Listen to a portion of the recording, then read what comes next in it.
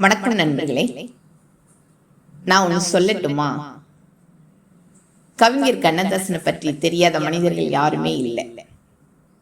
சரி, அவருடைய வாழ்க்கையில பார்த்தீங்க அப்படின்னா நிறைய அவரை சொல்வதற்கு நமக்கு அளவே இல்லை. அந்த அளவுக்கு அந்த மனிதனுடைய திறமை உண்டு. குழந்தைகள் பிறந்தாலும் ஒரு பாடல், குழந்தை தூங்குவதற்கு ஒரு பாடல், குழந்தை பெரிய பிள்ளை ஆனா அதுக்கு ஒரு பாடல், குழந்தைகள் பள்ளிக்கு போகணுமா அதுக்கு ஒரு பாடல், ஒரு மனுஷனுக்கு கஷ்டம் வருதா அவனுக்கும் ஒரு பாடல், ஒரு வீட்டில் கல்யாணமா அந்த வீட்டுக்கும் அவனுடைய பாடல், ஒரு மனிதனுக்கு மன கஷ்டம் வருதா அந்த கஷ்டத்துக்கும் அவரால் ஒரு பாடல் எழுதப்பட முடியும். ஒரு மனிதன் எதையுமே வேண்டாம் என்று அவன் இறுதி கட்டத்தை கடந்து போறானா அவனுக்கும் பாடல் எழுதக்கூடிய ஒரு மனிதன் என்றால் கவிஞர் கண்ணதாசன் மட்டும்தான் முடியும். வேற யாராலையும் முடியாது. அப்படிப்பட்ட ஒரு மனிதனுடைய வாழ்க்கையில் அவர் நடத்தி வந்த ஒரு பத்திரிகை, அந்த பத்திரிகையினுடைய பெயர் என்னன்னு பார்த்தோம் அப்படின்னா தென்றல் பத்திரிகை. அப்ப அந்த பத்திரிகை நல்லா விறுவிறுப்பா போய்கிட்டு இருக்கு. ஏதோ ஒரு காரணம் அவருக்கு சற்று சூழல் மாறி வருது. எல்லாம் என்ன, மனுஷனுடைய சூழல் மாறுதுனாலே ஒரு பணத்தால தான் மாறும். பணப்பிரச்சனை தான் அந்த மனுஷனுக்கும் வந்துருச்சு. அப்ப அந்த பணப்பிரச்சனை வந்த உடனே அவரு அந்த பத்திரிகையை எடுத்து நடத்துறதுக்கு இயலவில்லை. பத்திரிகை நிறுத்திட்டார். ஒரு குறுகிய காலம் அந்த பத்திரிகை வெளியாகவில்லைனாப்ல வாசகர்கள் எல்லாருமே கொஞ்சம் ஏன் இந்த பத்திரிகை வரல, என்னாச்சு, கண்ணதாசனுடைய வாசகம் நல்லா இருக்குமே நம்மளுக்கு அப்படின்னு சொல்லி நிறைய வீதியில பேச ஆரம்பிக்கிறாங்க. அப்போ கண்ணதாசனுடைய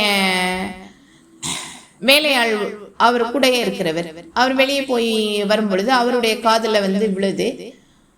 அவர் நேரே அண்ணாட்ட சொல்றாரு, அண்ணா, மக்கள் எல்லாருமே உங்களுடைய பத்திரிகையை விரும்புறாங்கண்ணா, மனதுக்கு இதமா இருக்குதுன்னு ரொம்ப பேசிக்கிட்டு தாங்கண்ணா, இந்த பத்திரிகை நீ எப்போ வரும் அப்படின்னு கேட்குறாங்கண்ணா, நம்ம வெளியிடுவோமாண்ணா, இதுக்கு ஏதாவது ஒரு கடிதம் எழுதி அனுப்புவோமாண்ணா அப்படின்னு கேட்குறாப்புல.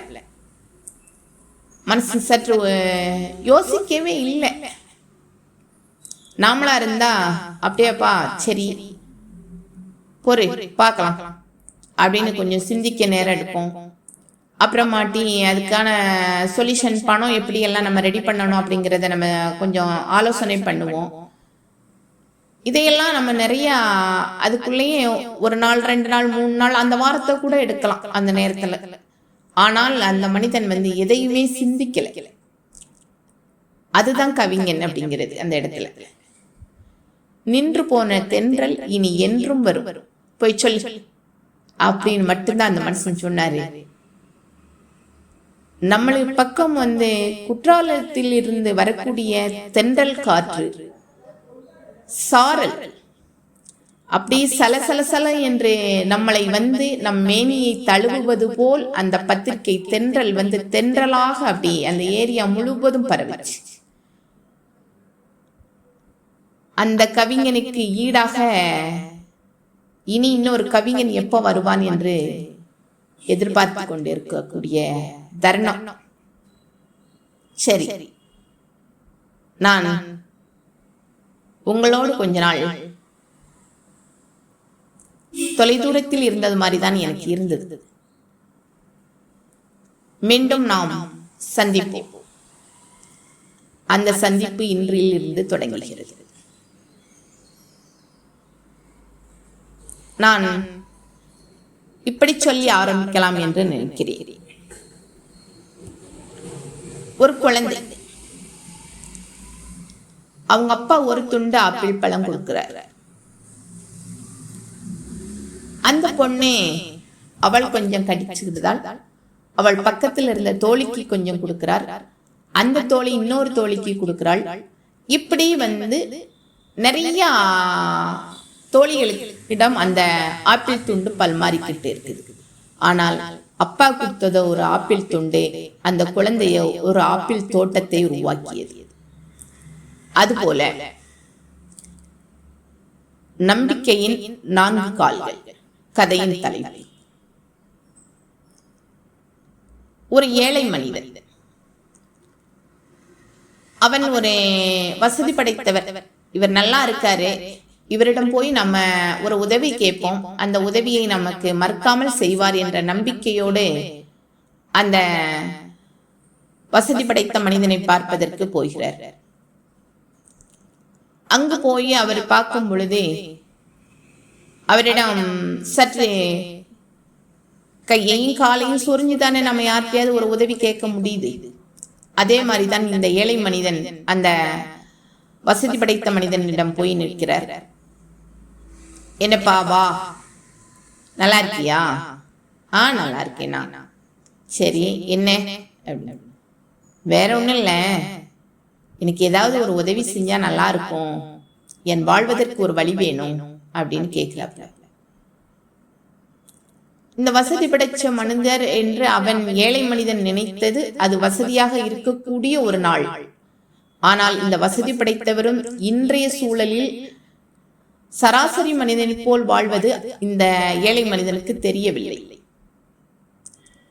அந்த வசதி படைத்த மனிதரிடம் இருந்த ஒரு பொருள் என்ன என்று பார்த்தீங்கன்னா ஒரு மேஜை. சரிப்பா, நான் இந்த மேஜையை கொண்டுட்டு போ அப்படின்னு சொல்லி கொடுக்கிறாரு. இந்த ஏழை மனிதன் அந்த மேஜையை தூக்கிக்கிட்டு வர்றான். நேர ஒரு சாலை பக்கத்தில் அந்த மேஜையில் வச்சு குழந்தைகளுக்கான விளையாட்டு பொம்மைகளையும் பூங்கொத்துக்களையும் அந்த மேஜையில் வாங்கி வைப்பார். சரி, அது நன்றாக விற்பனையாகும். சிறிது நாட்கள், சிறிது காலங்கள் கடந்து கூட அந்த மேஜையில் பல சிற்றுண்டி போல் அந்த இடத்துல வச்சு சாலையில் போகக்கூடிய மனிதர்களுக்கு பசி வரும் பொழுது அந்த பசியை போக்கக்கூடிய ஒரு உணவகம் மாதிரி அந்த இடத்தில் நடத்திக்கிட்டு இருந்தார். அதுக்கப்புறம் பாத்தீங்க அப்படின்னு சொன்னா அதே மேஜையை போட்டு ஒரு அலுவலகத்துக்கு முன்பு, இப்போதைக்கு நம்ம எடுத்துக்காட்டாக எடுத்துக்கிடலாம், கலெக்டர் ஆபீஸ்க்கு முன்னால, தாலுகா ஆபீஸ்க்கு முன்னால நிறைய பேர் நம்மளுக்கு உதவி செய்வதற்கு ஒரு எழுத்தாளர்கள் அந்த இடத்துல இருப்பாங்க. அதே மாதிரி இவரே அந்த மேஜையில் வச்சு பத்திரங்களை எழுதி கொடுப்பதில், ஒரு தங்களுக்கு தேவையான அப்ளிகேஷன்களை எழுதி கொடுப்பது, இப்படி பல எழுத்துக்களை அந்த மேஜையின் மீது வைத்து எழுதி கொடுத்து பணங்களை சம்பாதிச்சுட்டு இருந்தார்.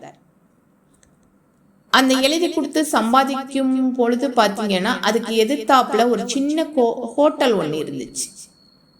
அந்த ஹோட்டல் நடத்தின அந்த மனிதன் அவனால அதை எடுத்து நடத்தக்கூடிய இயல்பு இல்லை என்று அந்த ஹோட்டலை இழுத்து மூடுவது போல் அந்த ஏழைக்கு தெரிகிறது. உடனே அவர் சொல்றாரு, வேற ஒண்ணும் இல்லை, நீங்க இழுத்து சும்மா மூடிட்டு போறதுக்கு நான் இதை எடுத்து நடத்திக்கிடட்டுமா அப்படின்னு கேட்கிறாரு. ஓ, நான் சும்மா அடைச்சு போடுறத விட நீ எடுத்து நடத்தேன், எனக்கு ஒன்றும் பிரச்சனை இல்லை அப்படின்ட்டு அந்த ஆளு இவர்கிட்ட கொடுத்துட்டு போறாரு. சரி, இது ஒரு பக்கத்துல இல்லை. கொஞ்ச காலங்கள் கடந்து போகுது. கடந்து போன நேரத்தில் பார்த்தீங்க அப்படின்னா நல்லா வித்தியாசமான சாப்பாடுகள் செய்து நிறைய மக்கள் அவர் கடையில வரிசையில் நின்று வாங்கி சாப்பிடுற அளவுக்கு அந்த கடை உயர்வாக வந்துகிட்டு இருக்குது. காலங்கள் கடந்து போகுது. மறுபடியும் அந்த கடையின் மேல் பகுதியை, மேல் தளத்தில் ஒரு கடையும் கட்டுறார்.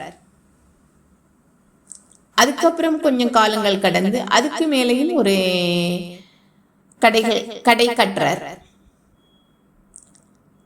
அப்ப கிட்டத்தட்ட தளத்தில் இருந்த ஒரு கட்டடம், மேல்தளம், அதுக்கடுத்து மேல்தளம் என்று தளங்களாக மேலே உயர்வது அவருடைய வாழ்க்கையில் அவரால் சீர்நிக்கவே முடியல. அந்த அளவுக்கு நாம தானா அப்படின்னு பார்க்கிற. ஏன்னா ஒரு தூரம் வந்து எவ்வளவு தூரம் என்பதே ஒரு கண்ணளவு தூரம் தான் தெரியும். இது கண்ணுக்கே அளவில்லாத ஒரு தூரமாக அந்த வாழ்க்கை அவருக்கு போய்கிட்டு இருக்கு.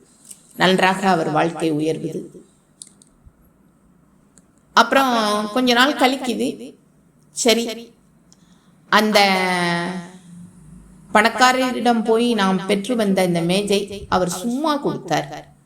நாம தான் இன்னைக்கு வசதி படைச்சவனாகத்தான் வந்து விட்டோமே, அவரிடம் போய் இந்த மேஜைக்கு என்ன ரேட்டோ அந்த பணத்தை வந்து அவரிடம் கொடுத்துட்டு வருவோமே அப்படின்னு சொல்லி போகும் பொழுது அந்த இடத்தில் அந்த பணக்காரரிடம் போய் சொல்றாரு, பாப்பா தம்பி என்ன எப்படி இருக்க அப்படின்னு அவர் கேட்க, இவர் நான் நல்லா இருக்கேனே, நீங்க எப்படி இருக்கீங்கனே, நான் நல்லா இருக்கேன்ப்பா. சரி, இப்போ வந்த விஷயம் வேற ஒன்றும் இல்லைனே, அன்னைக்கு நீங்க அந்த மேஜையை வந்து எனக்கு சும்மா கொடுத்தீங்க இல்லையா, சரி அதை நான் சும்மா வச்சு எடுத்துட்டு போனதுனால அதன் வளர்ச்சி எனக்கு இவ்வளவு தூரம் நான் வளர்ந்திருக்கேனே, அதனால அதுக்கு நான் ஒரு தொகையை கொடுத்துட்டு போகலாம்னு வந்தேனே அப்படின்னு சொல்லி அந்த கதை முடியுது. மனிதர்களே, நம் வாழ்க்கையும் இப்படித்தான். யாரோ ஒருத்தர் நம்மளுக்கு ஒரு இடத்துல தூக்கி விடுதாங்க அப்படின்னால் அந்த இடத்தை நாம் கெட்டியாக பிடிச்சுக்கிட்டா நம் வாழ்க்கையில் உயர முடியும். அது தூசியாக நினைத்தால் நம் வாழ்க்கை தரையில்தான் கிடக்கும். கதை என்னுடையது, புரிதல் உங்களுடையது. நன்றி, வணக்கம்.